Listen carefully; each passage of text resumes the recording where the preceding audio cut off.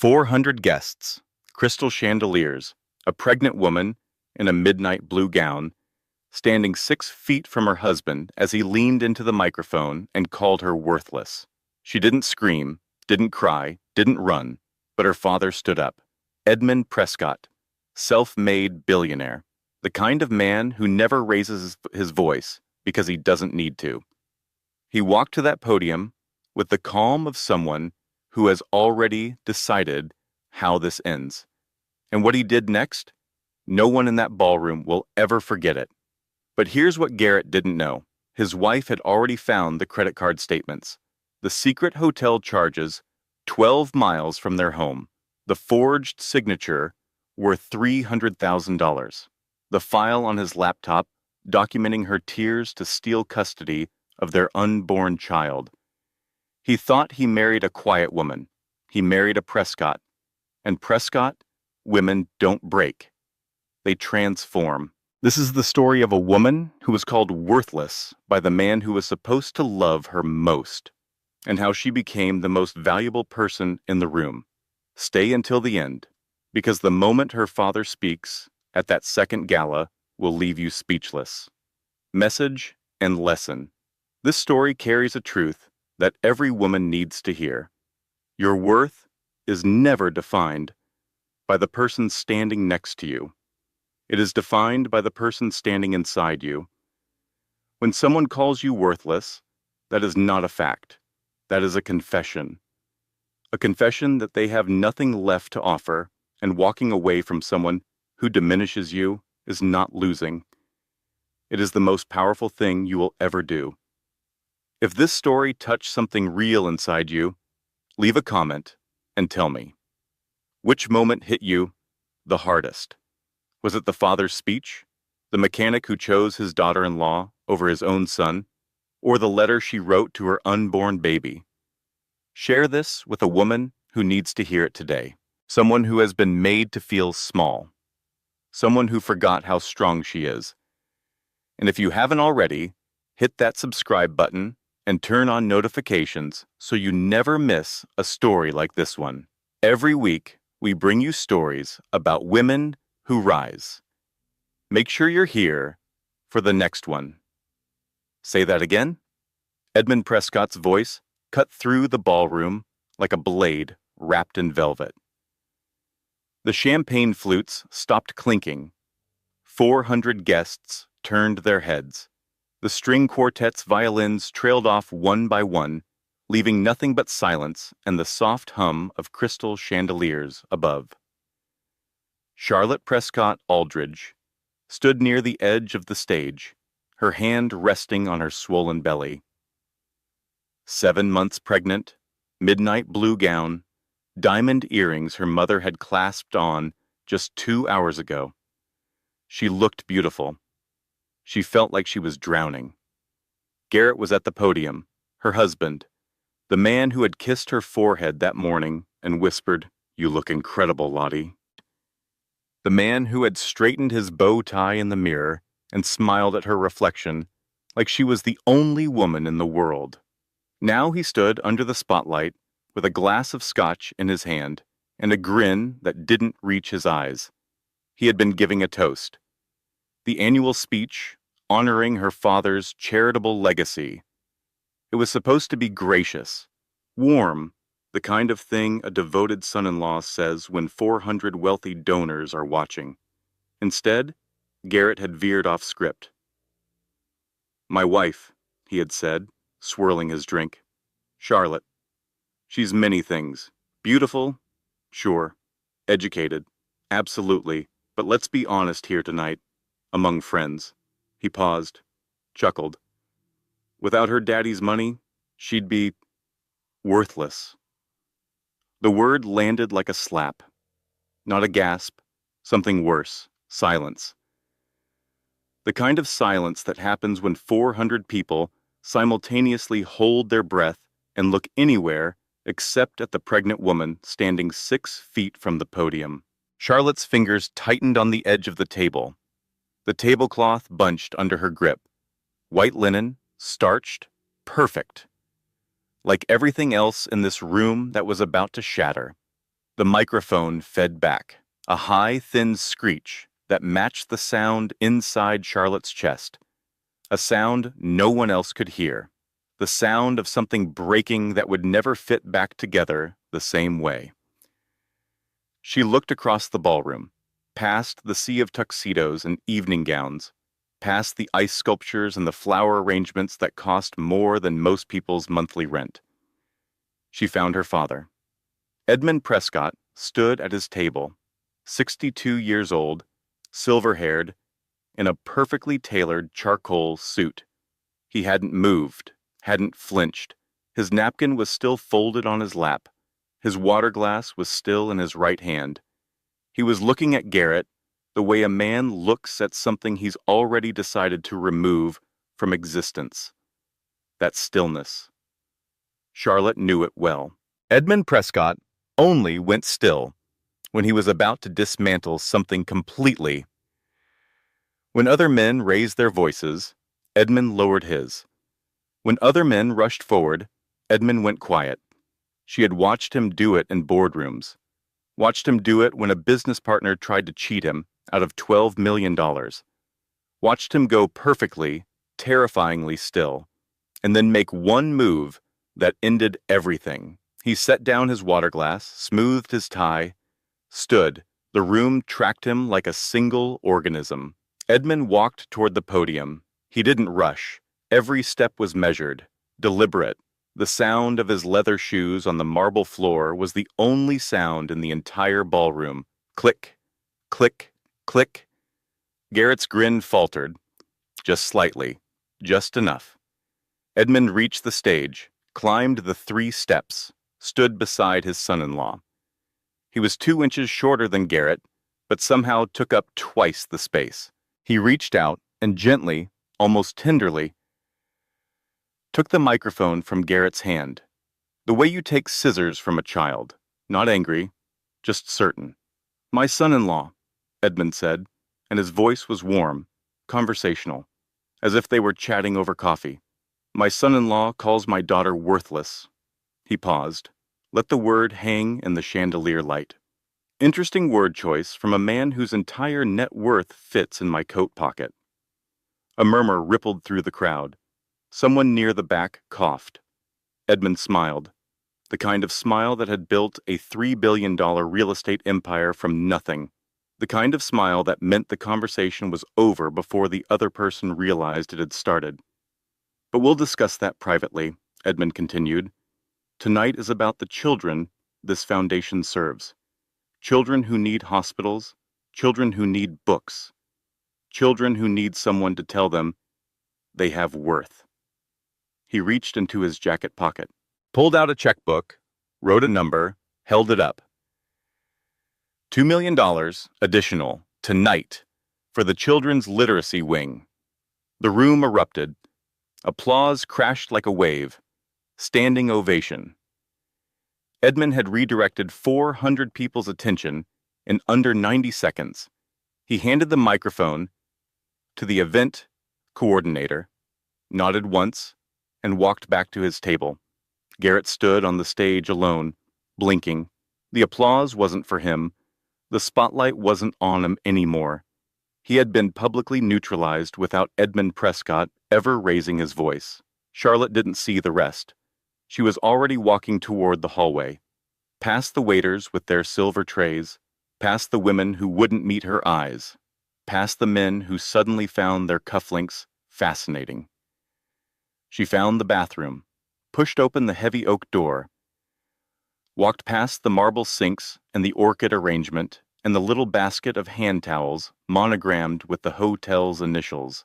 She entered the last stall, locked it, and sat down on the cold tile floor in her $3,000 gown. Her hand found her belly. The baby kicked, hard, right against her palm, as if the baby knew, as if the baby was saying, "I'm here, I heard it too." "Your daddy just called us worthless, little one," Charlotte whispered, "in front of everyone we know." She didn't cry. Not yet. The shock was too complete for tears. Tears require processing. Tears require understanding. And Charlotte didn't understand anything right now except the cold tile under her legs and the warm life moving under her hand and the word worthless echoing in the space between her ribs. She pulled out her phone, opened his text from that morning. 9:14, a photo of her sleeping, hair fanned across the pillow, morning light on her face, his caption, "You look beautiful, can't wait for tonight." She read it 3 times. Lock, unlock, read, lock, unlock, read, lock, unlock, read. As if reading it enough times would make it true again. As if the man who sent that text and the man at the podium were 2 different people, and she just had to find the one she married. The baby kicked again. Charlotte closed her eyes, pressed her back against the stall wall, breathed. 3 minutes passed. Maybe 5. Time does strange things when your world fractures. She stood, smoothed her gown, wiped her face even though there was nothing to wipe, unlocked the stall, washed her hands because that's what you do, checked her reflection, same face, same earrings, same woman who walked into this gala believing her husband loved her. She stepped into the hallway and froze, 20 feet away, near the coat check. Garrett. His back was to her. His hand was on the lower back of a woman Charlotte had never seen before, a blonde in a red dress, young, laughing at something he said. Garrett leaned in close, too close, his lips near her ear. They didn't see Charlotte. But Charlotte saw everything. The hand on the lower back, the lean, the laugh, the intimacy of the gesture. The kind of touch that doesn't happen between colleagues. The kind of touch that has history behind it. Repetition. Comfort. Charlotte's heart hammered against her ribs. The baby went still, as if sensing the surge of adrenaline. She stepped backward, quietly, into the shadow of the hallway. Watched for 3 more seconds, 4, 5. Then she turned and walked away. Her heels made no sound on the carpet. The car ride home was 12 minutes of silence, broken only by the soft hiss of tires on wet pavement. It had started raining. Of course it had. The universe has a terrible sense of timing. Garrett drove. He was drunk, but not drunk enough to slur, just drunk enough to be reckless. Charlotte sat in the passenger seat, with her hands folded over her belly. The leather seat was cold against her back. The windshield wipers beat a rhythm that sounded like the word she couldn't stop hearing. Worthless, worthless, worthless. "You're quiet," Garrett said. Charlotte stared at the rain streaking across her window. Each droplet caught the streetlight and turned gold for a second before sliding away. "It was a joke, Lottie," he sighed, the way he always sighed, as if her feelings were an inconvenience he had to manage. "God, you're so sensitive lately. The hormones are making you—" Who was she? Not a question, a statement. Charlotte's voice was flat and calm in a way that surprised them both. Garrett's hands tightened on the steering wheel, just slightly, just enough. "Who was who?" "The blonde, red dress, your hand on her back by the coat check." A beat of silence. The wipers swept left, right left. "She's nobody," Garrett said. "A colleague from the firm. Sloan something. We were just talking about a deal. You were whispering in her ear. Charlotte." He said her full name. He only used her full name when he was about to make her feel crazy. "I was talking in a loud hallway at a loud event. That's how people talk in loud places. Can we not do this tonight? You're 7 months pregnant. You should be resting, not interrogating me over nothing." His phone buzzed in the cup holder between them. The screen lit up. Charlotte saw the notification before Garrett flipped the phone face down. 1 word of the name, just 1 letter, really. S. "Your phone," Charlotte said. "Work email. I'll check it later." They pulled into the driveway of their brownstone. The house she had bought with her trust fund. The house Garrett called ours when friends visited And yours when they argued. He killed the engine, sat for a moment, then reached over and squeezed her hand. I'm sorry about the speech. Too much scotch. I'll call your dad tomorrow and apologize. Okay? His hand was warm. His eyes were soft. He looked exactly like the man she married. And that was the most terrifying part, because the man she married wouldn't have said that word. The man she married wouldn't have touched another woman's back like that. The man she married didn't exist. Maybe never had. Okay, Charlotte said. Because that's what she always said. They went inside. Garrett disappeared into the guest room. His choice lately. He said he didn't want to disturb her sleep with his snoring. She used to believe that. Charlotte stood alone in the kitchen. The house was quiet, the kind of quiet that presses against your ears. She opened the refrigerator, closed it, opened the pantry, closed it. Not hungry, not thirsty, not anything she could name. She walked to Garrett's home office. The door was ajar. She pushed it open. His desk was neat, always neat. Garrett was meticulous about his workspace. Pens aligned, papers stacked, laptop centered. A man who controlled his environment because he couldn't control anything else. She tried the top drawer. Unlocked pens, sticky notes, a spare phone charger. She tried the second drawer. Locked. Charlotte went to the hallway closet, found his jacket from tonight. The pocket yielded a small brass key. She'd never seen it before. How long had this drawer been locked? How long had she not noticed? Back in the office, key in the lock, turn, click, inside the drawer, credit card statements. Not the card they shared, a different card, one she'd never seen. Charlotte carried the papers to the kitchen table and spread them under the overhead light. Dinners for two. Restaurants she recognized. The ones Garrett told her were client meetings. Osteria, Sophia, Le Bernardin, Café Billionaire. Every entry for 2 covers. Every date a night he said he was working late. A receipt from a jewelry store. $4,200. A necklace. Charlotte touched her bare throat. She had never received a necklace. A hotel charge. The Langham. December 14th. The night Garrett said he had flown to Boston for a conference. Charlotte pulled up the hotel's address on her phone. 12 miles from their house. He hadn't gone to Boston. He had gone 12 miles and lied about 300. Her knees buckled. She grabbed the edge of the kitchen table, lowered herself into a chair. The credit card statements blurred in front of her eyes. I'm not crazy. I know what I saw tonight. And now I know what I've been missing for months. Maybe longer. The signs were there. The late nights. The new cologne. The way he angled his phone away from me. The way he stopped reaching for me in bed. I'm not crazy. I was just trusting him. The baby shifted inside her, a slow roll, left to right, as if turning away from the truth, too. Charlotte picked up her phone. 1:17 in the morning. She dialed Margot. 1 ring, 2 rings. Click. Lottie?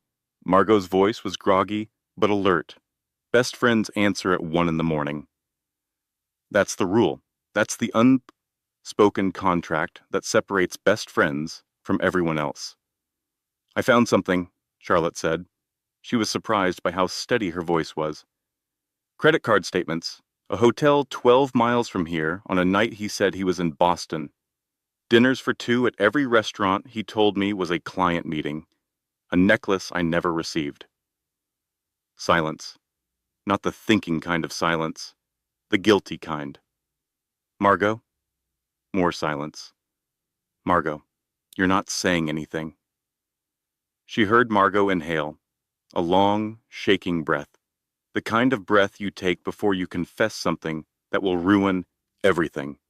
I didn't know for sure, Lottie, Margot's voice cracked, but I saw them, together, 3 months ago, at Café Billionaire. They were at a corner table, his hand on hers. He didn't see me. I left before they noticed. Charlotte's vision tunneled. The kitchen shrank to a pinpoint. 3 months. I wanted to tell you. I've been trying to find the right. Charlotte hung up.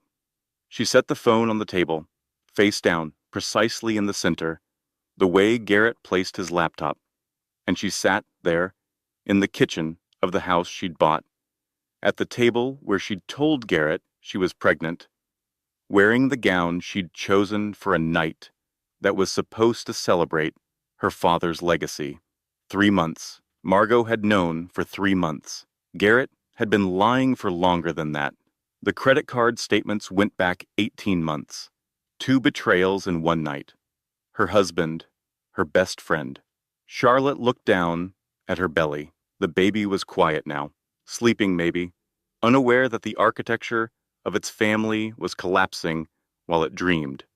She pressed her palms flat on the table, felt the wood grain under her fingertips. Solid, real, something she could trust.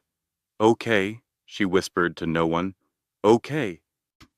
She didn't know what that word meant yet, but she said it anyway, because sometimes okay isn't a statement of fact.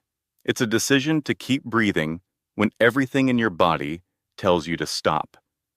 Morning came the way mornings do when you haven't slept, not gradually.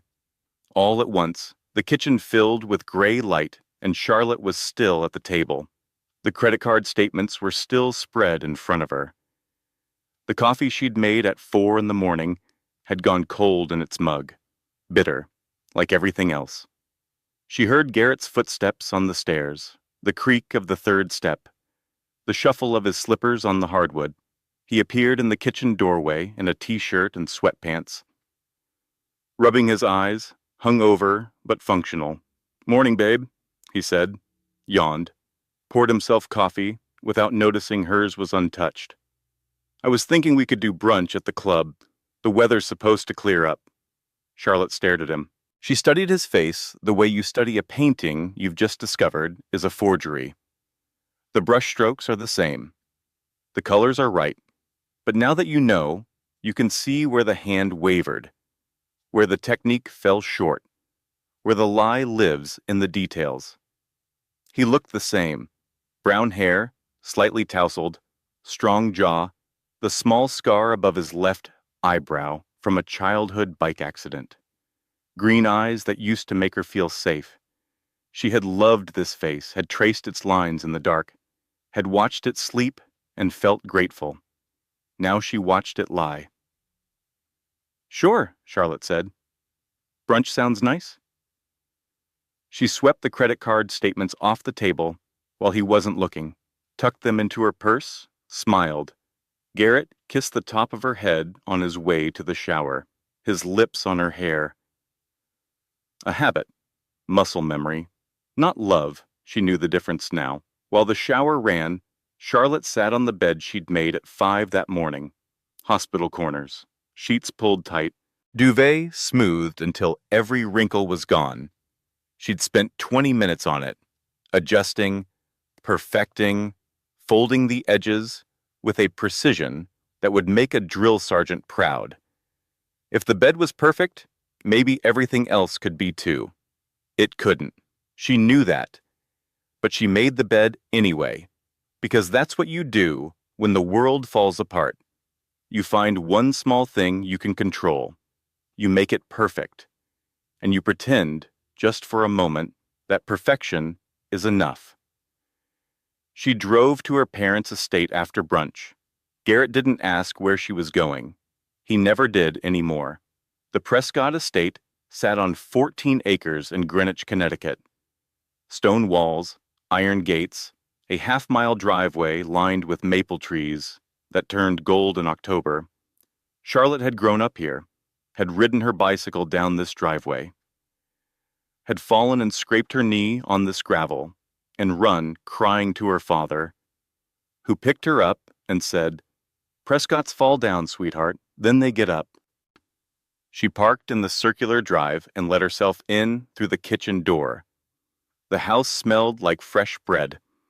Vivian's doing. Her mother baked when she was worried. Sourdough today. That meant she was very worried. Charlotte found Edmund in his study. The room hadn't changed in 30 years.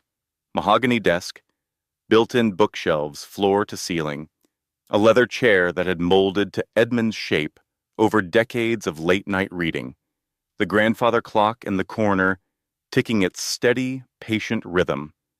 Edmund was reading. He looked up when she entered, set down his glasses, said nothing. He already knew why she was there.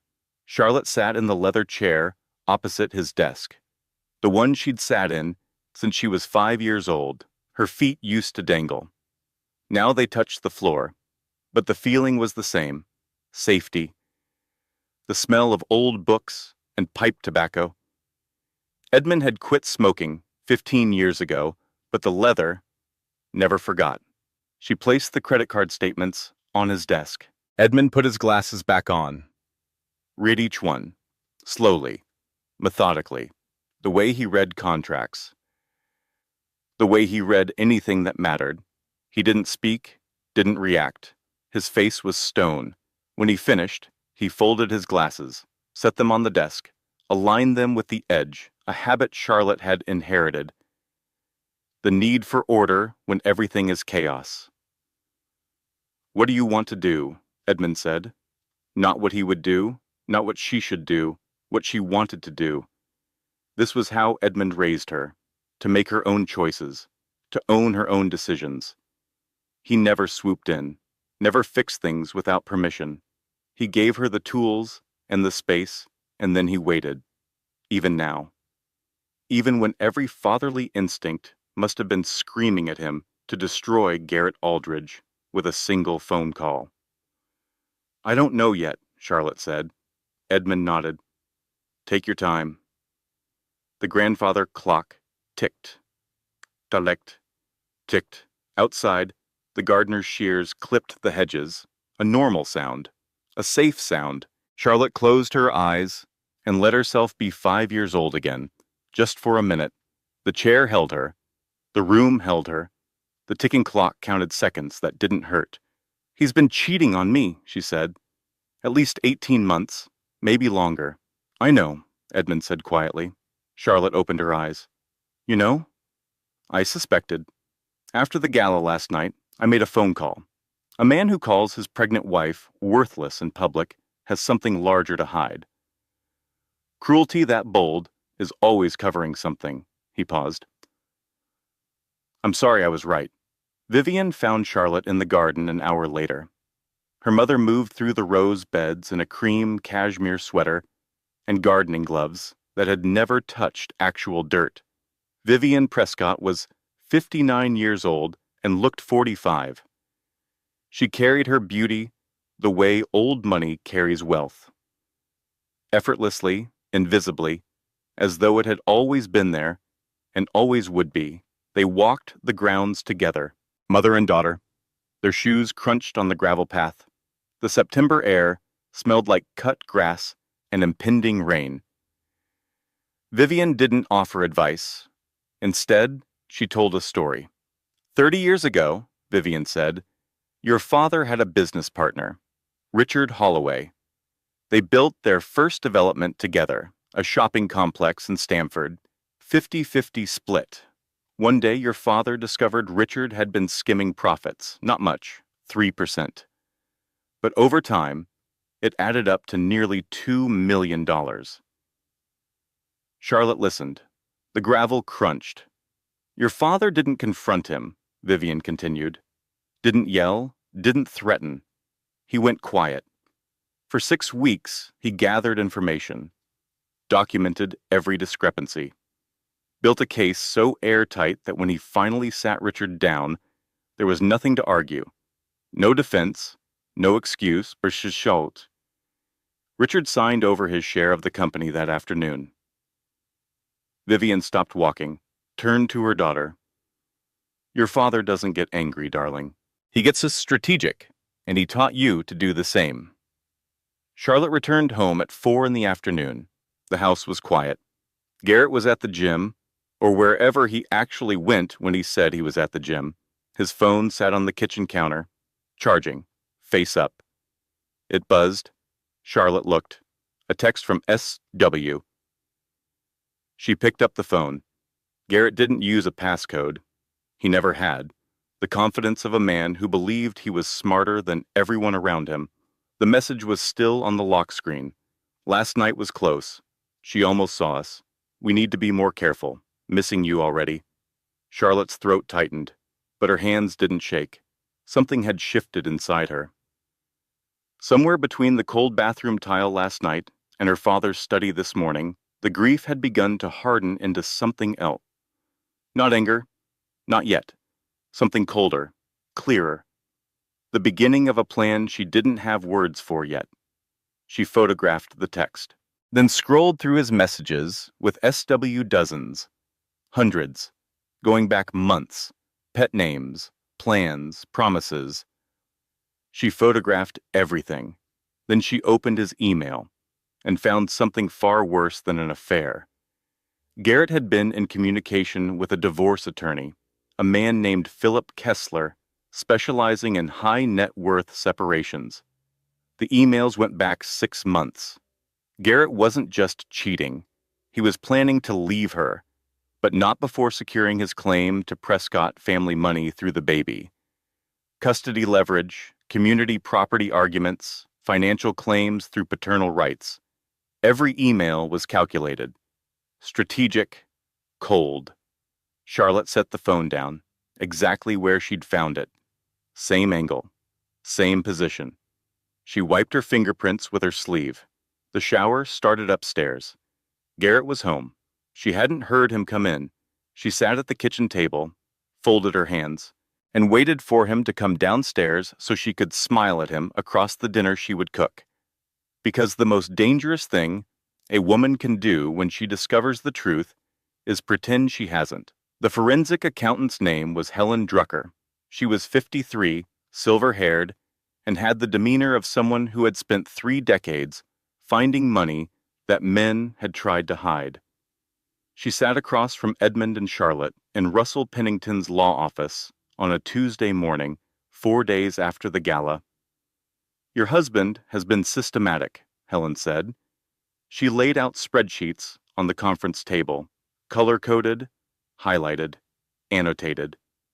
Over the past 18 months, he has made 114 separate transfers from your joint household account to a personal account you are not named on. Each transfer was under $2,000, small enough to avoid triggering bank alerts. The total is $87,400. Charlotte stared at the numbers. Each one a dinner she thought they'd shared. A weekend she thought was special. A life she thought was real. But that's not the worst of it, Helen continued. She slid another document across the table. 6 months ago, your husband took a loan of $300,000 from a man named Victor Hale. Russell leaned forward. Victor Hale is a predatory lender. He operates on the edge of legality, targets men who are over-leveraged and desperate.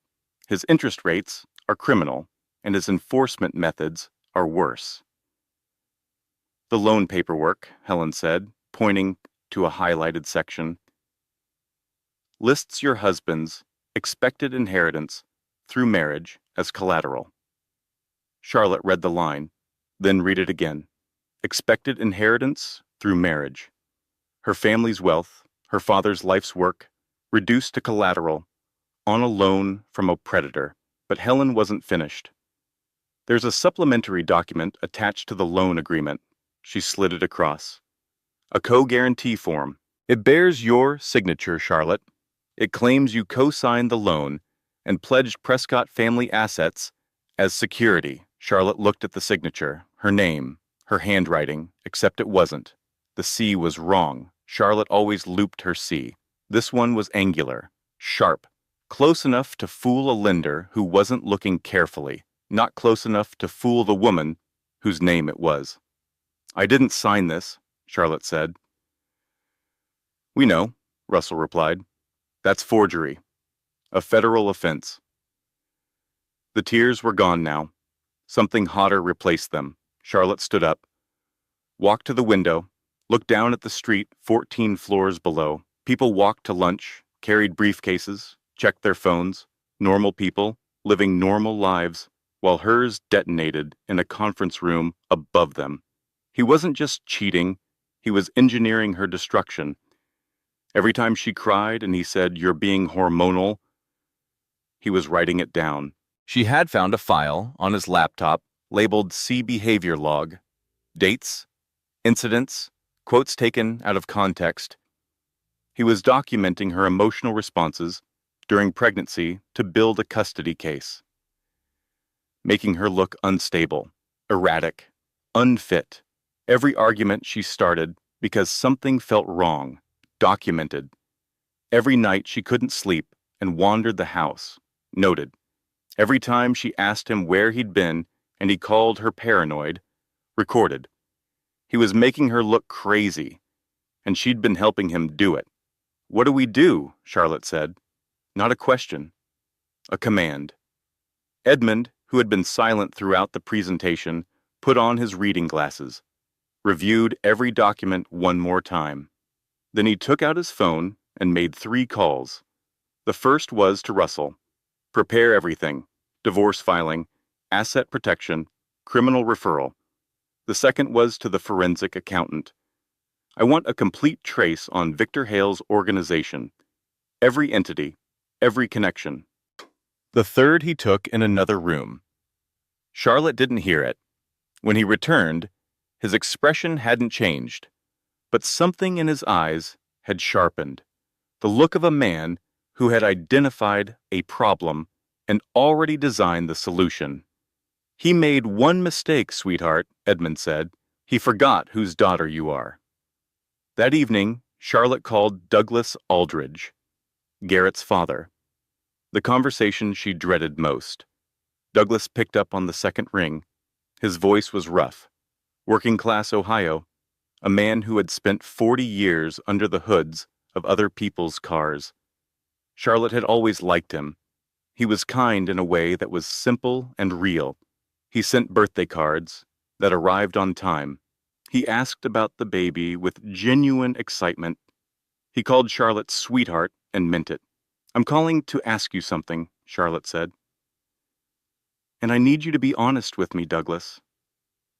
"Always, sweetheart." "Did you know about Garrett and the woman from his office?" A pause, long, heavy. She heard him set something down, a coffee mug maybe, or a wrench. "I didn't know it had gone this far," Douglas said. His voice cracked on the last word.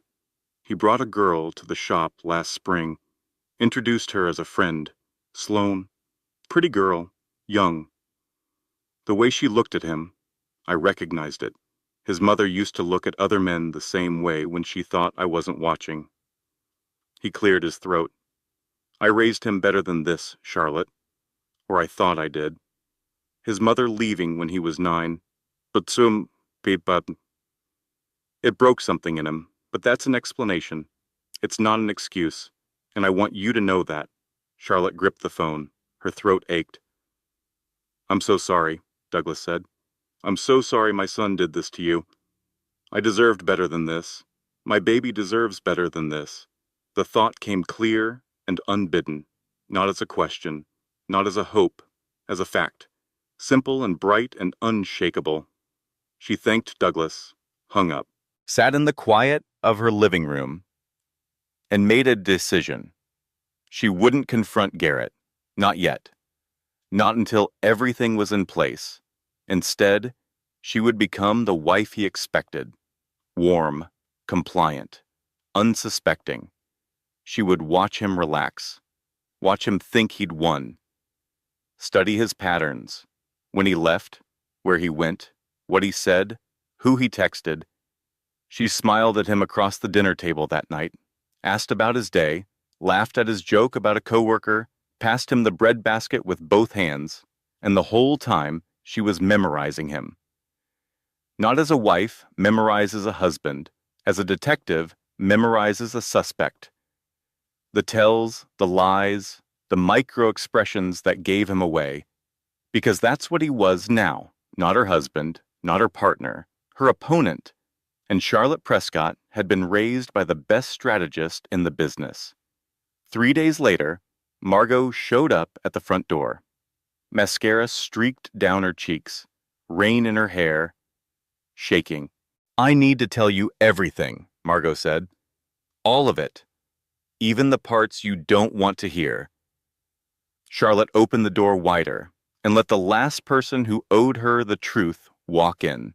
They sat on the kitchen floor, two grown women on cold tile, Margot with mascara tracking down her cheeks, Charlotte with her belly between her crossed legs. The overhead light was too bright, but neither moved to dim it. The refrigerator hummed. The ice maker dropped cubes. Clunk, clunk, clunk. The mundane percussion of a life still running while everything inside it burned. Start from the beginning, Charlotte said. Margot wiped her nose with her sleeve, a gesture too human for her usual polished exterior. Margot Calloway planned galas and gallery openings for a living. She wore silk blouses and spoke in carefully constructed sentences. She did not sit on kitchen floors with ruined makeup. But grief, Charlotte was learning, strips away everything decorative and leaves you with what's underneath. 3 months ago, Margot said, Café Billionaire. I was meeting a client for lunch. I got there early, sat at the bar, and I saw them. Garrett and Sloane, at a corner table, near the window, his hand on hers, not on top, threaded through, fingers interlaced. The way you hold someone you've held before. Charlotte's jaw tightened. She said nothing. I froze, says, Margot continued. I just sat there with my menu and watched. They were laughing. He leaned over and pushed her hair behind her ear, and she looked at him the way you used to look at him, at the beginning, when you still believed. What did you do? I left before they saw me, walked 3 blocks, threw up in an alley behind a dry cleaner, went home, sat in my car for an hour, and then I did nothing.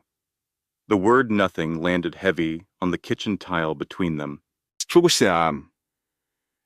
He came to see me the next day, Margot said. At my office. He was calm, charming. He said he knew I'd seen them. He said it was ending. It was a mistake. Charlotte was fragile with the pregnancy, and the stress of knowing would be dangerous for the baby. He begged me not to tell. He said he'd end it that week. And you believed him. I wanted to believe him, because the alternative was destroying you, and I kept telling myself, 1 more week. I'll wait 1 more week and see if he ends it. And then another week, and another. 3 months of weeks, Lottie. 3 months of watching you at brunch and baby showers and knowing. Sitting across from you at dinner parties and knowing. Hugging you goodbye and knowing. Margot's voice broke.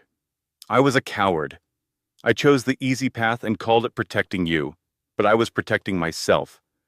From the look on your face right now. This look. The one that tells me you'll never fully trust me again. Charlotte stared at the tile grout between her knees. A thin gray line. Imperfect. Cracked in places. You're right, Charlotte said. I don't know if I'll trust you the way I did. Maybe not ever. But I need to know everything. Not for the marriage. For the fight. Margot looked up. The fight? He's not just cheating, Margot. He's planning to take my money, my reputation, and my baby. And I need to know everything about Sloane Whitfield before I can stop him. Something shifted in Margot's eyes. The guilt didn't leave, but it made room for something else. Purpose. Direction. The particular energy of a woman who has been given a chance to make things right and intends to take it. Margot went to work. As an event planner to the city's wealthiest families, Margot knew everyone. She knew which society wives whispered about whose husbands. She knew which bartenders noticed which couples at which restaurants. She knew within 48 hours exactly who Sloane Whitfield was. Sloane was 29, junior associate at Garrett's firm, ambitious in a way that went beyond career advancement. She'd told 3 different colleagues at 3 different happy hours that she'd be Mrs. Aldridge by Christmas. She'd been posting photos from restaurants Garrett took her to, never showing his face, always angled to show the champagne, the flowers, the view, a curated gallery of someone else's husband. She had no idea about the Prescott fortune's actual structure. She thinks marrying Garrett gives her access to your family's money, Margot said, reading from her notes. She doesn't understand trusts, doesn't understand that the Prescott assets are held in an irrevocable family trust that Garrett has no claim to. She thinks she's marrying into billions. She's marrying into debt. Charlotte almost laughed. Almost. The real intelligence came the following week. Russell Pennington called Charlotte and Edmund to his office. The forensic accounting was complete. Helen Drucker had traced every dollar. The $87,000 from your joint account, that's confirmed, Russell said. But there's a new development, the $300,000 loan from Victor Hale. We've traced Hale's organization more thoroughly.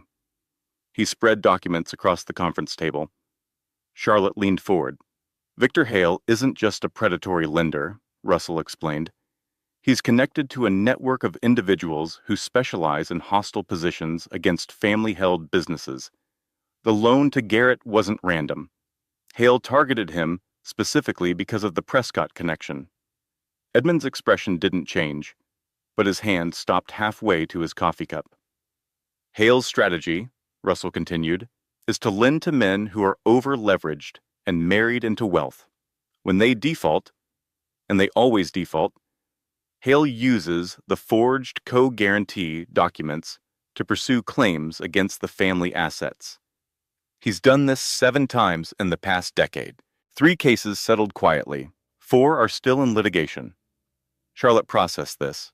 Garrett wasn't just a cheating husband. He was a mark, a tool in someone else's scheme. And somehow, that made it worse. He had been too stupid and too greedy to see that he was being used. And he had dragged her family into it. $87,000, $300,000 more. He'd sold her, sold their marriage, their baby, her family's name, as collateral for a loan from a predator. Charlotte stood in Russell's office and felt the anger crystallize. Not hot anymore, cold, diamond, hard, and clear. The kind of anger that doesn't scream, the kind that builds. Edmund spoke for the first time that afternoon. Russell, he said, I want the criminal referral filed within 72 hours. I want Hale's operation flagged with the Financial Crimes Division. And I want Charlotte's assets secured in a prenatal trust for my grandchild by end of business Friday. He turned to Charlotte. And I have a plan, he said. A single move. The right moment. But I need you to trust me. And I need you to be patient. What is it? Charlotte asked. Edmund smiled. Not warmth, strategy. The smile that built a $3 billion empire from a $20,000 loan and a 1-room office in Bridgeport. The best deals close when the other side thinks they've already won, he said. Your husband thinks he's winning. Let's make sure he keeps thinking that. Charlotte drove home in silence. No radio, no podcast. Just the hum of the engine and the sound of her own breathing. Her phone buzzed. A calendar reminder, OBGYN appointment. Dr. Elaine Chambers. Tomorrow at 10. She'd almost forgotten. In the chaos of credit card statements and forensic accountants and betrayal layered on betrayal, she had almost forgotten she was growing a person inside her. A person who didn't know about any of this. A person who just needed her to eat well and sleep enough and keep her blood pressure stable. Charlotte placed her hand on her belly. The baby kicked. Hard, insistent, demanding. I know, little one, she whispered. I know. Mama's working on it. Dr. Elaine Chambers had delivered over 3,000 babies in her 20-year career. She had seen every complication, every crisis, every miracle. She had steady hands and kind eyes and a voice that could calm a woman through a Category 5 contraction. So when Dr. Chambers frowned at the blood pressure monitor, Charlotte knew it was bad. 158 over 97, the nurse read aloud. Dr. Chambers removed the cuff, folded her hands, looked at Charlotte with an expression that combined professional concern with something more personal. She had been Charlotte's doctor for 3 pregnancies, 2 miscarriages, and now this one. The baby they'd finally held on to. The baby Charlotte had spent 2 years trying for. Charlotte, Dr. Chambers said, your blood pressure is dangerously elevated. At 7 months, this is a significant risk factor for preeclampsia. If this continues, we're looking at early delivery, possible complications for both you and the baby. Charlotte gripped the paper-covered exam table. The paper crinkled under her fingers. What do I need to do? Whatever is causing stress in your life, and I can see that something is, your body is keeping score. Stress hormones cross the placental barrier. Your baby feels what you feel. I need you to remove the source of your stress, or I'll be delivering this baby 2 months early in a surgical suite. Garrett was in the waiting room. He had insisted on coming, playing the part. When Dr. Chambers delivered the news, he performed concern flawlessly, held Charlotte's hand, asked about monitoring schedules, used words like we and our baby and whatever it takes. In the car, his phone rang. He answered it in front of her. Hey, yeah, no, I'm with Charlotte. Doctor's appointment. No, everything's fine. He laughed at something the caller said. Tonight, maybe. Let me see. He hung up, noticed Charlotte watching. Work, he said. Client dinner. I might need to go out later. Charlotte looked out the window. The city slid past in a blur of concrete and glass and people who had no idea. The hardest part isn't what he's doing. It's watching him pretend to care. The performance is worse than the betrayal, because the betrayal is honest, in its own sick way. The performance is just another lie on top of a mountain of lies. And I'm supposed to sit here and smile. Modified bed rest. That was the prescription. Reduce activity. Reduce stress. Rest. As if rest were possible when your husband was stealing your money, forging your name, sleeping with another woman, and planning to take your baby. But Charlotte rested, because the baby needed her to. 3 days later, 11 at night. Garrett said he was working late. Charlotte was alone in the house. She walked through the dark hallway to the nursery. The room smelled like fresh paint, pale yellow walls, a white crib with a mobile silver stars, a rocking chair by the window, the one she'd found at an antique shop in Vermont and had reupholstered in cream linen, a stuffed elephant on the changing table, gray, soft. She'd bought it the day of the positive test, the day she finally, after 2 years and 2 losses, saw 2 lines. She lowered herself into the rocking chair. It creaked under her weight. The sound of it, rhythmic, old, filled the nursery like a lullaby. I wanted you to have everything I had, she whispered to her belly. 2 parents who loved each other, Sunday breakfast with pancakes shaped like animals, a dad who carries you on his shoulders at the county fair. Her voice cracked. I'm sorry, little one. I'm sorry I chose wrong. I'm sorry I wasn't enough to make him. She stopped, pressed her lips together, breathed through her nose. No. She said it aloud, firm. No, that's his voice talking, not mine. I didn't choose wrong because I loved someone. He chose wrong because he didn't. I am enough. I have always been enough. He's the one who isn't. The rocking chair creaked. The mobile turned slowly in a draft from the vent, silver stars catching the moonlight. Charlotte didn't move. She sat in that chair for a long time, an hour, maybe 2. Her phone sat on the changing table, beside the stuffed elephant, its screen dark. She didn't pick it up. Didn't search anything, didn't look for answers she already had. She just sat and rocked and breathed and let the nursery hold her the way her father's study had held her, the way safe places do when the world outside them is falling apart. At 2 in the morning, something woke her, a tightening across her abdomen. Low and deep, she gasped, gripped the arms of the rocking chair. Another tightening, stronger, contractions. Charlotte fumbled for her phone, called Garrett. Ring, ring, ring. Voicemail. Hey, this is Garrett. Leave a message. She called again. Voicemail. Again, voicemail. She called Edmund. He answered before the first ring finished. Daddy? She hadn't called him that in years. Something's happening. Contractions. I can't reach Garrett. I'm on my way. Call Dr. Chambers. I'll be there in 20 minutes. Edmund and Vivian arrived in 18. They drove Charlotte to the hospital. The leather seats of Edmund's car, the smell of his cologne, Vivian's hand on hers in the back seat, squeezing in rhythm with the contractions. Breathe, darling. In and out. You're doing fine. Dr. Chambers met them in the labor ward. Monitors, an IV, the baby's heartbeat on the screen. Fast, steady, alive. Charlotte watched it flicker and felt something she hadn't felt in weeks. Gratitude. Raw, uncomplicated gratitude for the sound of that heartbeat. Braxton Hicks, doctors, Chambers said after 40 minutes of monitoring. Not true labor, but your blood pressure spiked to 162. Charlotte, I'm not going to sugarcoat this. Whatever is happening in your life needs to stop today.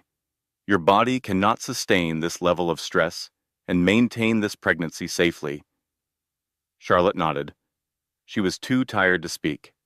Vivian sat beside the hospital bed and brushed Charlotte's hair. Long, slow strokes, the way she had when Charlotte was 7 and had the flu, when Charlotte was 12 and came home crying because a girl at school called her a spoiled brat, when Charlotte was 22 and failed her first job interview. Neither of them spoke. The heart monitor beeped. 2 hearts, Charlotte's and the baby's, steady, strong, despite everything. Those 2 hearts kept beating. In the hallway, Edmund made a phone call. His voice was low, but Charlotte heard one sentence through the cracked door. Move the timeline up, Russell. I want everything ready within 2 weeks. Garrett arrived at the hospital at 3:45 in the morning. His hair was damp. His shirt was buttoned wrong. The second button in the third hole. He smelled like something sweet and sharp. Jasmine. Charlotte recognized it without trying. Sloane's perfume. She had smelled it on his collar before. Had told herself it was the dry cleaner's fabric softener. Babe, I'm so sorry. He rushed to her bedside, took her hand. His eyes were wide, worried. Perfectly performed. My phone died. I was at the office, and my charger broke, and... It's okay, Charlotte said. She let him hold her hand, let him press his lips to her forehead, let him believe she bought it. The jasmine lingered between them like a ghost. The next afternoon, a package arrived at the house. No return address. Charlotte opened it in the kitchen. Inside, photographs.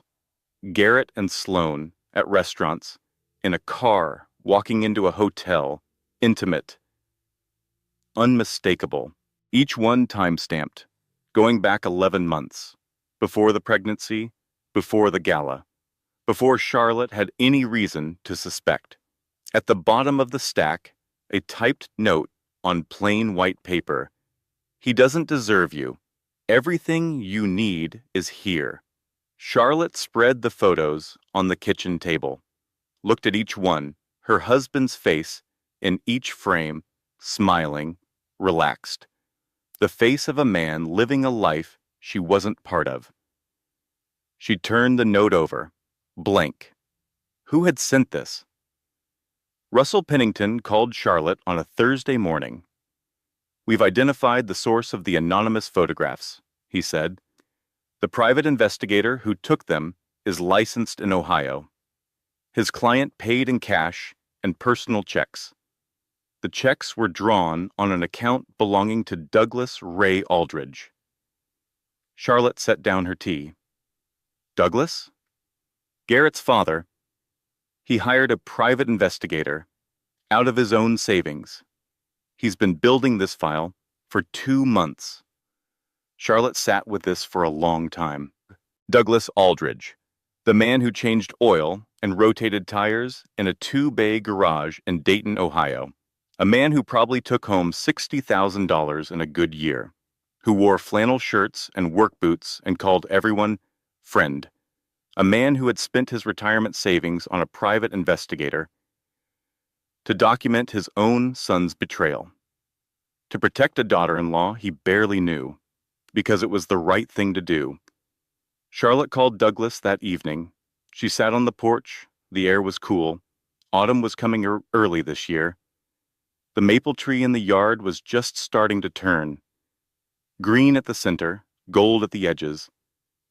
I got your photographs, Douglas. Silence. Then a sound she didn't expect. A grown man crying, not dramatically, quietly. The way men of his generation cry. Suppressed, reluctant, ashamed of the tears even as they fall. I raised him better than this, Douglas said. Or I thought I did. His mother left when he was 9, walked out on a Tuesday morning. Said she was going to the store and never came back. I raised that boy alone. Worked doubles to keep the lights on. Drove him to every practice. Sat in the front row at every game. He paused, blew his nose. When he brought that girl to my shop last spring and introduced her as a friend, I knew. I looked at him and I saw his mother. The same lies, the same selfishness, the same ability to look someone they love straight in the eye and betray them. Douglas. I hired the investigator in July. Used the money I'd been saving for a new engine hoist. Don't need a new hoist. I needed my conscience clear. His voice steadied. If you need me to testify, I will. In court, under oath, against my own son, for my grandchild. Charlotte pressed her palm to her chest. Her heart beat against it. Strong, steady. Thank you, Douglas, she said. You didn't have to do this. Yes, I did. Someone had to be the man my son refused to be. The next morning, Charlotte did something she hadn't done in months. She opened her closet. Not to get dressed, to excavate. She started sorting, pile by pile, hanger by hanger. The designer dresses Garrett liked her to wear. Too tight across the chest, too short for comfort, chosen for how they made him look, not how they made her feel. Donate. The strapless black number he bought for his firm's Christmas party. You need to show some skin, Lottie. These are important people. Donate. The silk blouse that cost $800 and made her feel like she was wearing someone else's body. Donate. The flat shoes he called frumpy. Keep. The oversized sweater her mother gave her that Garrett said made her look like a college student. Keep. The jeans he said made her look like someone's mother. She looked down at her belly. She was going to be someone's mother. That wasn't an insult. That was the most important thing she'd ever do. Keep, keep, keep. By the time she finished, 3 garbage bags sat by the door for donation.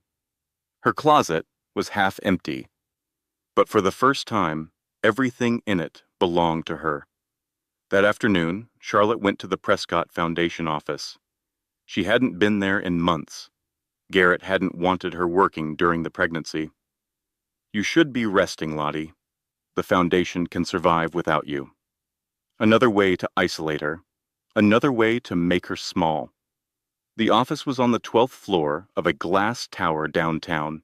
Edmund had given the foundation its own space, separate from his real estate business, because he believed charity should stand on its own. Charlotte had helped design the interior. Open floor plan, natural light, a wall of children's artwork, from the literacy programs she'd built. Bennett Cross met her in the lobby. Edmund's protege, 36, quiet eyes. The kind of man who entered a room without changing its energy. Not because he lacked presence, but because his presence was calm rather than demanding. He ran the foundation's daily operations and had been doing it well in Charlotte's absence. Charlotte, he smiled, warm, not performative. Your father said you might come by. The literacy report is on your desk. He handed her a coffee without being asked. Almond milk, 1 sugar. He remembered. Such a small thing. But after months of Garrett not remembering her coffee order, not caring enough to notice, the gesture hit Charlotte somewhere deep. For what it's worth, Bennett said as they walked to her office, your father talks about you like you hung the moon. And based on the literacy numbers from last year, I think he might be right. Charlotte sat at her desk, opened the reports, numbers, budgets, impact assessments. 3,200 children served through the literacy program she'd designed. 12 new library partnerships, a 91% participant satisfaction rate. She wasn't worthless. She had never been worthless. The word was so small, so fragile. It crumbled under the weight of 3,200 children who could read because of her. 2 days later, Edmund summoned Charlotte to his study.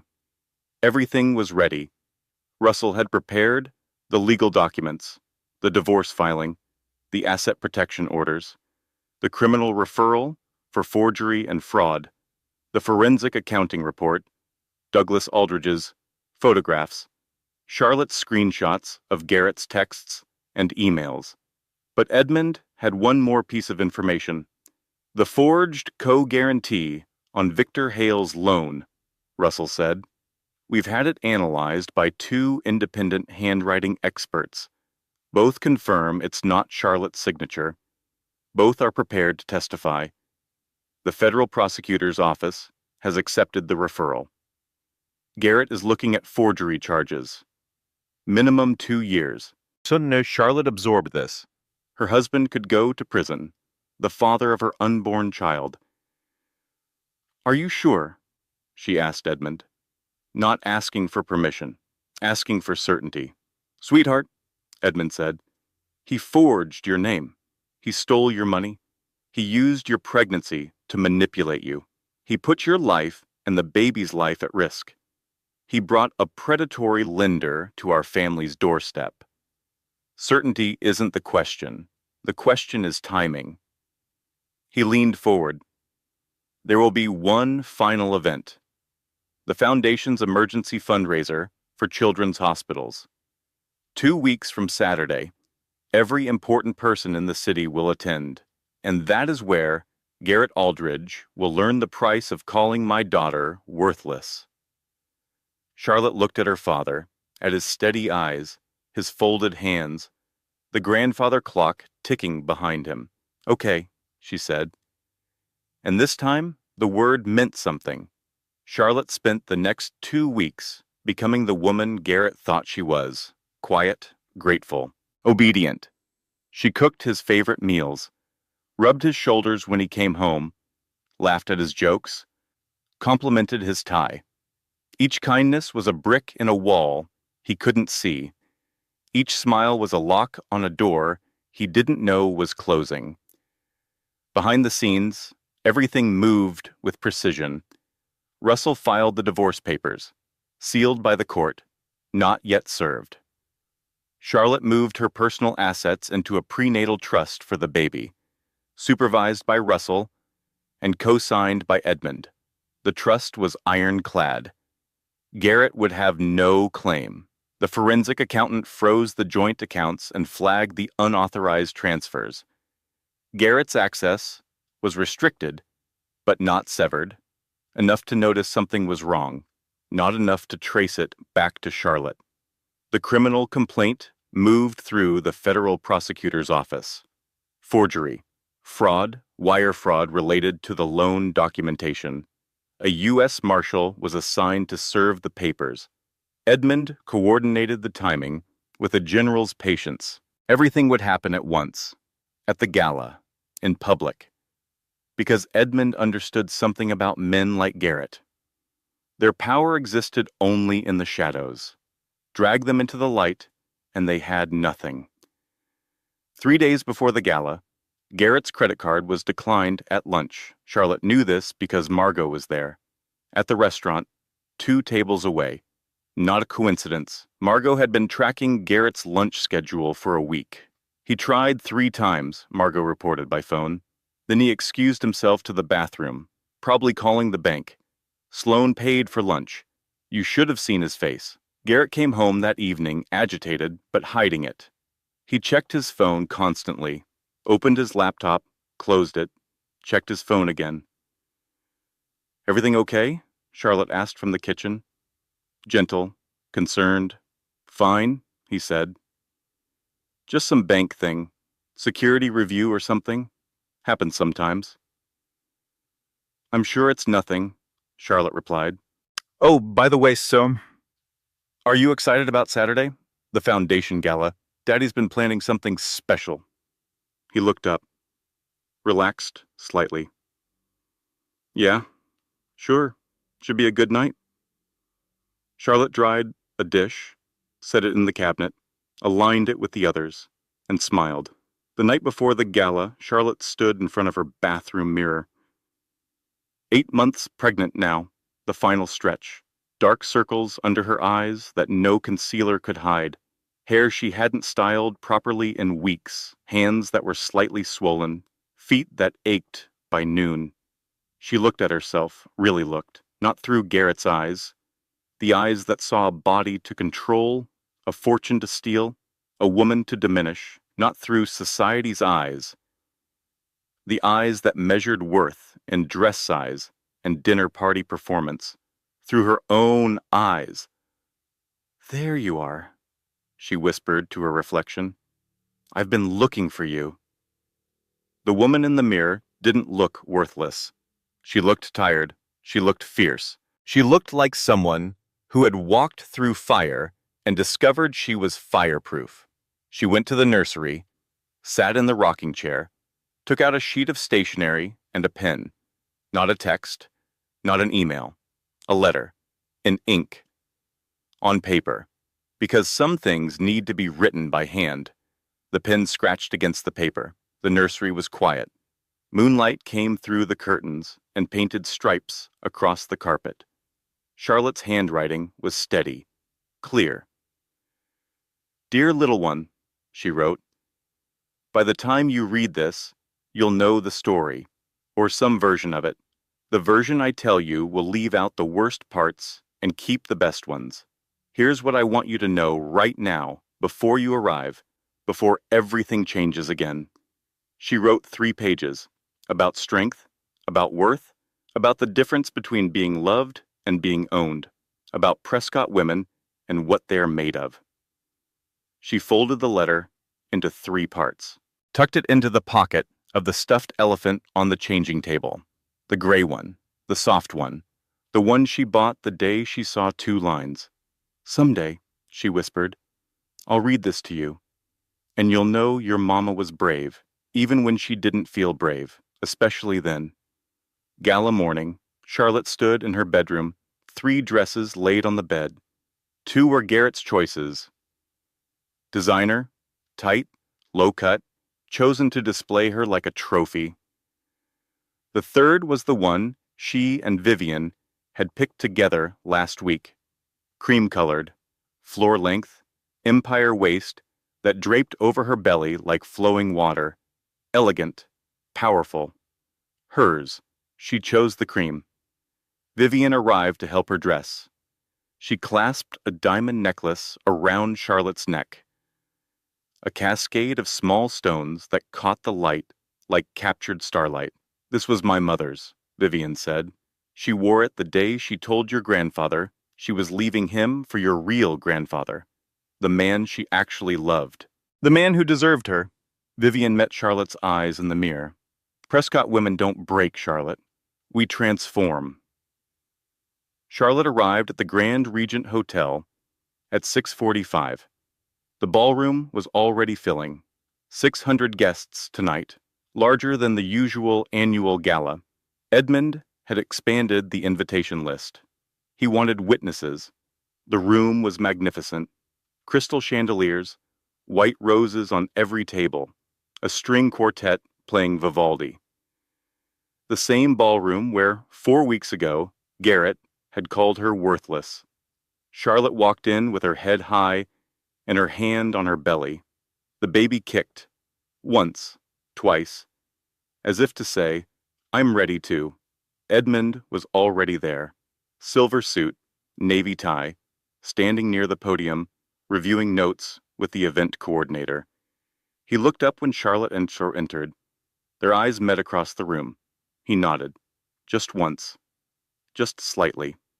Russell Pennington sat at the head table, looking like any other guest, except for the thin leather briefcase at his feet and the phone in his hand, open to a contact labeled Eubs Marshall Stevens. Margot was near the bar, dressed in black, watching the entrance, and in the kitchen, through the service door, a man in a dark suit waited. Patient, professional, a folded document in his inside pocket. Garrett arrived at 7:15. Sloane Whitfield walked in 4 minutes later, seated at a different table, but close enough to catch his eye. Garrett wore his best suit, his most confident smile. He had no idea this was the last night of his old life. He walked to Charlotte, kissed her cheek, put his hand on her belly. For the photographer. You look amazing, Lottie, he said, and for once it sounded almost sincere, as if some part of him, buried deep beneath the lies and the schemes and the forged signatures, remembered what it felt like to actually love her. Charlotte smiled. Thank you. It's going to be a wonderful night. The ballroom filled by 7:30. 600 guests in evening wear. Crystal catching candlelight. The hum of conversation. The clink of glasses. The rustle of silk. Waiters glided between tables with champagne and hors d'oeuvres. The string quartet shifted from Vivaldi to something softer. The room smelled like roses and expensive cologne and the particular electricity of old money gathered in one place. Edmund took the stage at 7:45. He moved the way he always moved, unhurried, certain. He adjusted the microphone, surveyed the room. 600 faces looking up at him. Donors, executives, politicians, society figures, people who wrote checks with many zeros, people whose opinions could build or destroy a reputation in a single phone call. Good evening, Edmund said. His voice was warm, steady, the voice of a man who had addressed rooms like this 1,000 times. Thank you for being here. Tonight, we're raising funds for 3 new children's hospital wings across the state. Every dollar tonight goes directly to care. No overhead, no administration, straight to the children who need it most. Applause, genuine. Edmund had earned the city's trust over decades of transparent philanthropy. When Edmund Prescott said, every dollar went to care, it did. He spoke for 8 minutes about the foundation's work. The numbers. The impact. The stories. A 6-year-old girl who received heart surgery through the foundation's fund. A 10-year-old boy who learned to read through the literacy program Charlotte designed. A teenager who received cancer treatment because the foundation covered what insurance wouldn't. Charlotte watched from the head table. Garrett sat beside her, his hand on her knee. Proprietary, not affectionate, the hand of a man who owns something and wants others to know. Sloane Whitfield sat 3 tables away. Red dress, again. Charlotte wondered if that was the only color she owned. Edmund paused, set down his notes, removed his reading glasses, folded them, placed them in his breast pocket, The room noticed. Edmund Prescott, going off script, was like watching a surgeon put down the scalpel. It meant something unexpected was about to happen. "Before we continue," Edmund said, "I'd like to share something personal." The murmur quieted. 600 people leaned in. "Most of you know my daughter, Charlotte. Some of you have known her since she was a child. You've watched her grow up. You've watched her build the Foundation's literacy program from scratch. You've watched her raise nearly $500,000 in independent fundraising last year alone." Charlotte's breath caught. She hadn't expected this. Not yet. Not like this. "Charlotte chose to marry for love," Edmund continued. "Not for dynasty, not for strategy, for love. I respected that choice, even when it cost her. Even when I watched the man she chose slowly, systematically diminish her in ways only a father notices." Garrett's hand stiffened on Charlotte's knee. Edmund's eyes found Garrett across the ballroom. Found him and held him, the way a spotlight holds an actor who's suddenly forgotten his lines. 4 weeks ago, at this very event, in this very room, my son-in-law stood at this podium and called my daughter worthless. A murmur. Sharp. Like the intake of breath before a plunge. Worthless. Edmund repeated the word. Let it hang in the chandelier light. Let every person in the room hear it, feel it. An interesting word. Let me tell you what worthless actually looks like. Edmund pressed a button on the podium. Behind him, the large projection screen, normally used for Foundation impact photos, flickered to life. The first document appeared, enlarged, clear, unmistakable. "Worthless," Edmund said, "is forging your pregnant wife's signature on a $300,000 loan from a predatory lender." The forged co-guarantee filled the screen. Charlotte's name, the angular C that wasn't hers, the handwriting expert's annotation in red. Garrett stood up. His chair scraped the floor. The sound cut through the ballroom like a knife on glass. "Now wait," he started. Edmund continued, as if Garrett hadn't spoken. "Worthless is systematically siphoning $87,000 from your joint household account while your wife carries your child." The spreadsheet appeared. 114 transfers, dates, amounts, the bank's verification stamp. The room had gone completely silent, not the polite silence of attention, the shocked silence of 600 people witnessing a man being dissected by his own father-in-law in front of everyone he's ever tried to impress.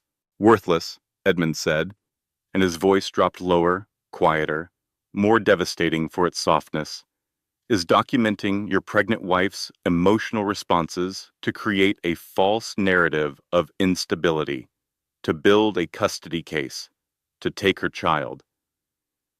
The behavior log appeared on screen. Garrett's own words, his own dates, his own calculated notes about Charlotte's tears and fears and sleepless nights. Every intimate vulnerability weaponized.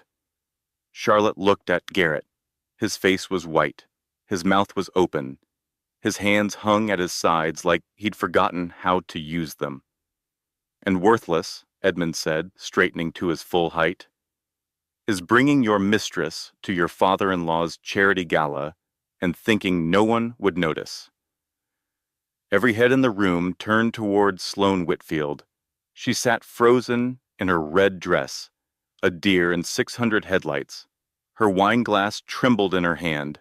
Edmund turned to face Garrett directly. When he spoke, his voice carried the weight of 62 years of building something from nothing and watching a small man try to steal. "This big boss steal it.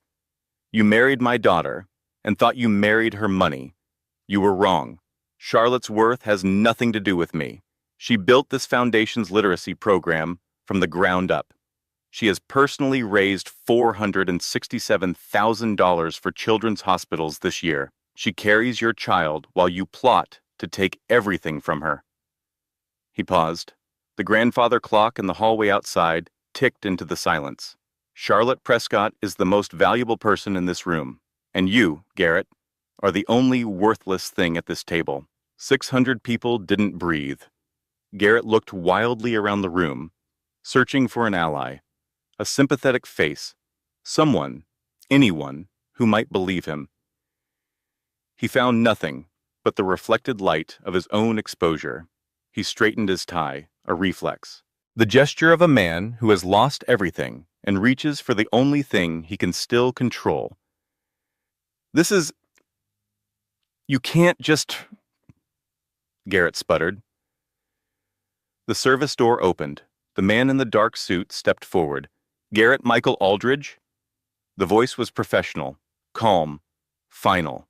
Garrett turned. "I'm United States Marshal David Stevens. I'm serving you with a petition for divorce, a temporary restraining order, and a federal summons to appear before the district court on charges of forgery and wire fraud." The marshal handed him the documents. Garrett took them. His hands shook so badly, the papers rattled. The ballroom remained silent. 600 people watched a man's life collapse in real time, watched the papers tremble in his hands, watched the color drain from his face in stages, pink to white to gray. Charlotte sat at the table. She didn't stand, didn't speak, didn't gloat. She placed both hands on her belly and felt her daughter kick. Strong and steady, as if the baby knew. Across the room, Sloane Whitfield was moving toward the exit. Fast, head down, red dress vanishing through the crowd. She made it to the lobby doors before Margot stepped into her path. Margot held a glass of champagne, smiled the kind of smile that women reserve for the specific circumstance of confronting the woman who slept with their best friend's husband. "Going somewhere?" Margot asked. Sloane looked at Margot, at the closed doors behind her, at the 600 people in the ballroom who would be talking about this night for years. "I didn't know he was..." Sloane started. "You knew," Margot said, simply, factually. "You knew because you Googled her. You knew because you posted pictures from their anniversary restaurant. You knew because Mrs. Aldridge, by Christmas, doesn't happen by accident." Sloane's chin trembled. Whatever she'd imagined when she started this affair, it wasn't this. It wasn't being publicly identified at a charity gala in front of 600 of the city's most powerful people. She walked past Margot without another word. Her heels clicked rapidly on the marble. The lobby doors closed behind her. Garrett was escorted from the ballroom by the marshal and 2 hotel security officers. He didn't resist. He didn't say goodbye. He didn't look at Charlotte. He walked out with the papers in his hand and the weight of 600 stares on his back. The doors closed. Edmund returned to the microphone. "My apologies for the interruption," he said, and he smiled, the real smile, the warm one. "Now, where were we?" "Ah, yes, children's hospitals." The gala continued, because Edmund Prescott didn't let anyone, especially not Garrett Aldridge, ruin an evening dedicated to sick children. The band played, the champagne flowed, and the donations poured in. The highest total in the foundation's 20-year history, $2.7 million. Everyone in the room wanted to write a check for the man who had just shown them what a real father looks like. Charlotte stepped outside at 9:30. The terrace overlooked the city lights. The air was cool and clean after the suffocating heat of the ballroom. She breathed, really breathed, the kind of breath that fills your lungs so completely it aches. Footsteps behind her.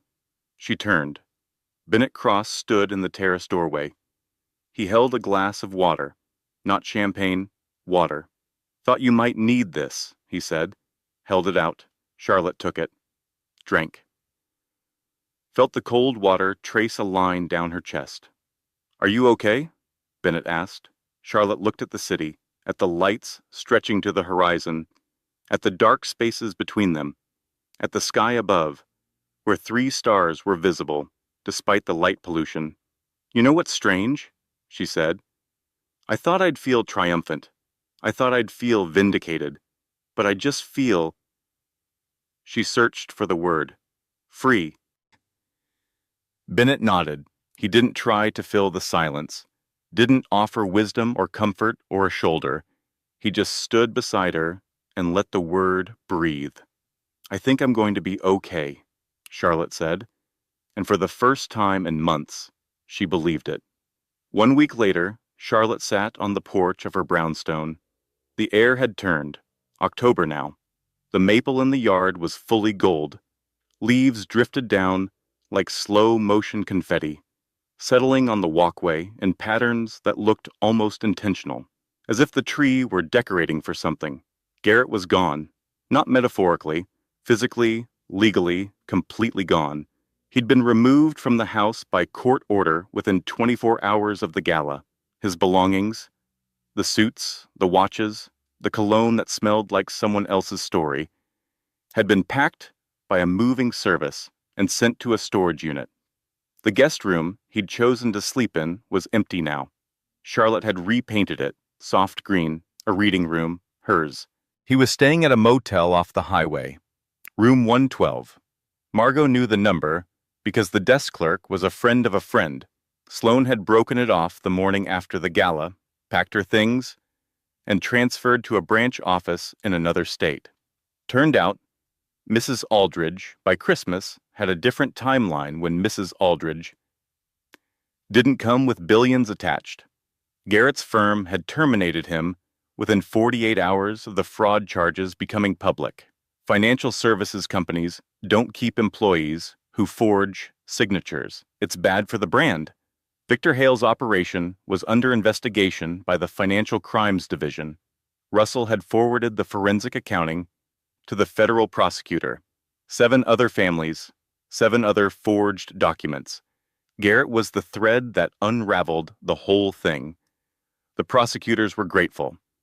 This didn't help Garrett. Charlotte sipped her tea. Decaf now, doctor's orders.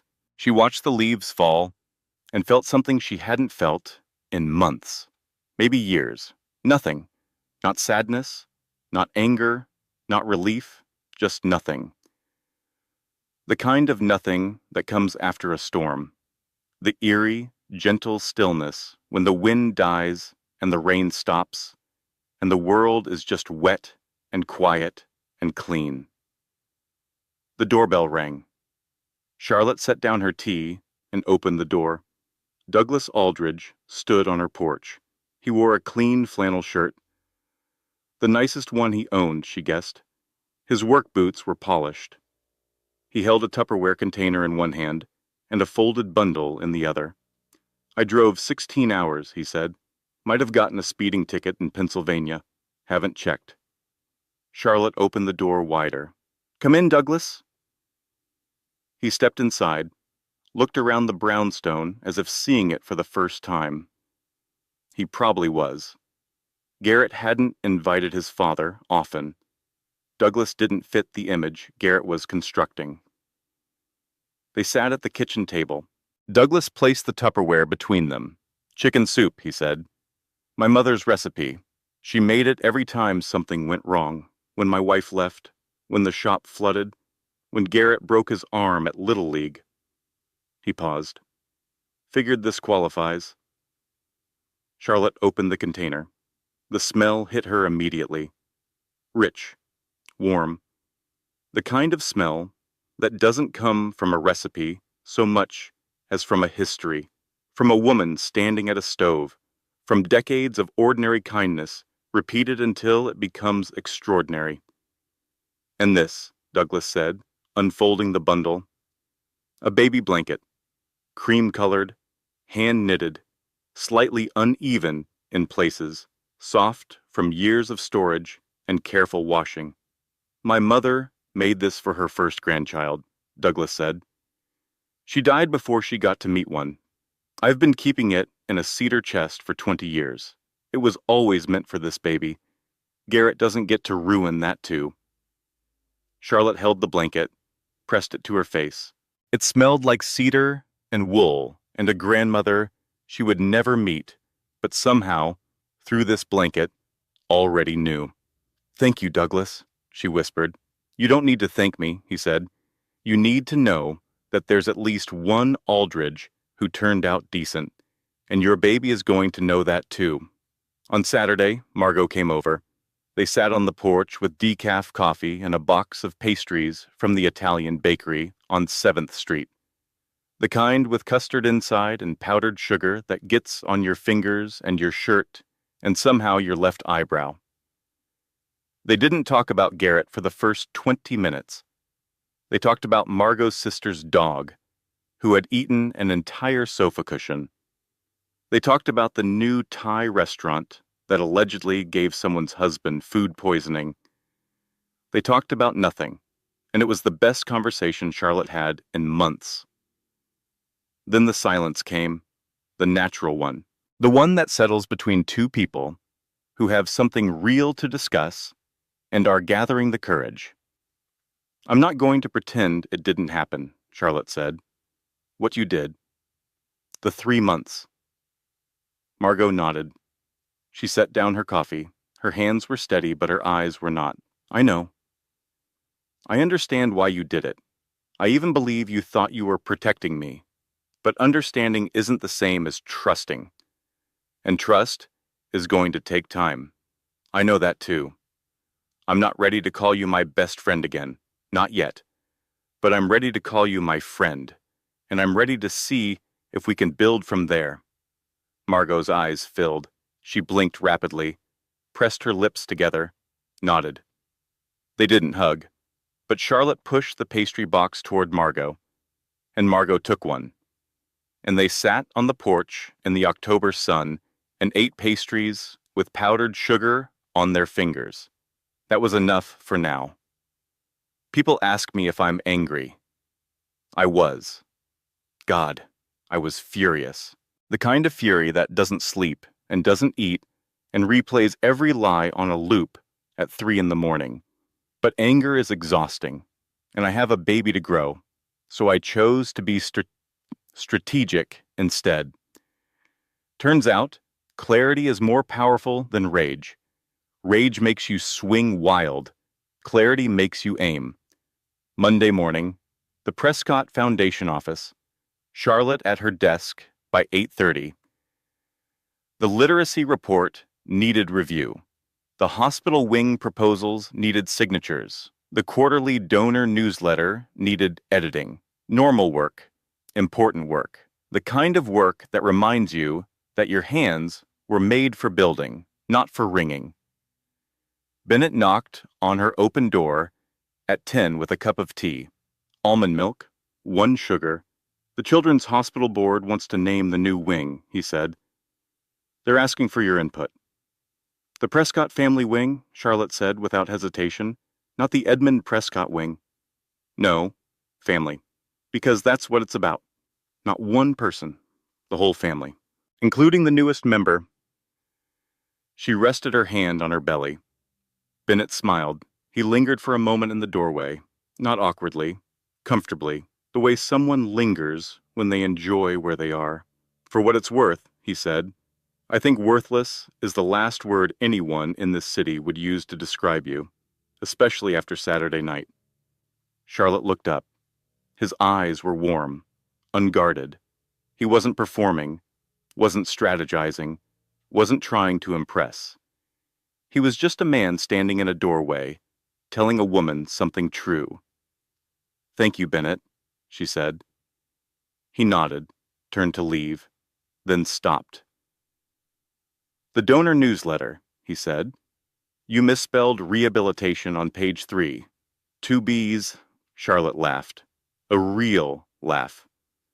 The first one in so long that the sound surprised her. It came from somewhere deep and honest, and it shook loose something that had been lodged in her chest for months. "I'll fix it," she said. "I already did," Bennett replied, and walked away. Charlotte sat in the quiet of her office, the children's artwork on the wall, 3,200 kids who could read because of a program she designed. A hospital wing that would bear her family's name. A foundation that existed because her father believed in building things that mattered. Not worthless, never worthless. The word dissolved like sugar in water. Present for a moment, gone the next, leaving only sweetness behind. Wednesday evening, late. Charlotte drove home from the foundation office. The city was doing that thing it does in early October, the light going golden an hour before sunset, painting everything in warm amber. The buildings looked like they were glowing from inside. She passed the Grand Regent Hotel, the place where it started, the place where it ended. She glanced at it through the car window, the same stone facade, the same brass doors, the same awning with the hotel's name in gold script. She didn't flinch, didn't look away, didn't feel the familiar tightening in her chest. She just saw a building, a place where something happened. Not a prison, not a monument to her worst moment, just a building. She kept driving. The woman who walked into that gala 4 weeks ago wouldn't recognize the woman driving past it now. Same face, same name, same diamond earrings her mother clasped on that terrible night. But a different spine, straighter, stronger, made of something that hadn't existed before and couldn't be broken now. At home, Charlotte went to the nursery. The moon was coming up. Fat, full, silver, it poured through the window and made the pale yellow walls glow like candlelight. She sat in the rocking chair. The creak, the rhythm, the smell of fresh paint and baby lotion. She pulled the stuffed elephant from the changing table and held it in her lap, felt the folded letter in its pocket. She took the letter out, unfolded it, and read it aloud. Not for herself, for the baby, dear little one. Her voice was steady, clear. By the time you read this, you'll know the story. Some of it, anyway. The version I'll tell you leaves out the worst parts and keeps the best ones. That's not dishonesty. That's motherhood. Choosing which truths to share and which ones to carry alone. The baby shifted, rolled, settled deeper into her pelvis, as if leaning in to listen. Here's what I want you to know. Your mother was called worthless by the man who was supposed to love her most, and instead of believing him, she became the most valuable person in her own story. The rocking chair creaked. The mobile turned. Silver stars catching moonlight. You come from strong women, little one. Your grandmother Vivian, who wears pearls like armor and never once let a man define her. Your great-grandmother, who walked away from a bad marriage with nothing but a diamond necklace and the courage to start over. And me, your mama, who sat on a bathroom floor at a gala and decided that the word of one weak man would not be the word that defined her. Charlotte paused, touched the blanket Douglas had brought, cream-colored, hand-knitted, 20 years of waiting folded into soft wool. You also come from a good man, not your father, your grandfather Douglas, a mechanic from Ohio who spent his retirement savings to do the right thing, who drove 16 hours to bring you a baby blanket and your great-grandmother's chicken soup. Remember that. The blood doesn't matter. The character does. She folded the letter, placed it back in the elephant's pocket. That's my wish for you, little one. Not that life won't knock you down. It will. Everyone gets knocked down. But that when it does, you remember whose daughter you are. Not because of the money, not because of the name, because of the spine. You come from women who transform. She set the elephant back on the changing table, adjusted it so it faced the crib, waiting for its owner. Welcome to the family. The grandfather clock ticked. Edmund had it moved from his study to the nursery last week. Charlotte hadn't asked him to. He just did it. Had 2 men carry it up the stairs and place it in the corner, between the bookshelf and the window. Every Prescott needs a clock, Edmund said, when she asked why. Reminds you to be patient. Reminds you that time passes, that the worst hours end, that the best ones are always coming. Charlotte listened to it now. The steady, reliable rhythm, tick, tick, tick, the same sound that had filled her father's study for 30 years, the sound that had counted the seconds while she sat in the leather chair as a 5-year-old, as a teenager, as a woman with a broken marriage and a baby on the way and a life that had been shattered and rebuilt into something stronger than it was before. The clock ticked. The baby kicked. Charlotte placed her hand on her belly, felt the strength there, the life, the future. Everything she had fought for, compressed into a space the size of a watermelon, getting ready to enter the world. She smiled, not the smile she'd worn for Garrett. The performance, the mask, the careful arrangement of features designed to hide the truth. This smile came from somewhere real, from somewhere that had been dormant and was waking up, from the place where worth lives, not the kind that's measured in dollars or defined by other people's words, but the kind that exists because you decided it does, because you looked at yourself in a mirror and said, "There you are," and meant it. The clock ticked. Steady, patient, reliable. The baby kicked. Strong, insistent, ready. And Charlotte Prescott, never Aldridge, never again, was worth everything. This content was carefully researched, developed, and manually edited by our team to deliver meaningful stories with real emotional value and life lessons. Thank you for watching, and we will see you in the next story.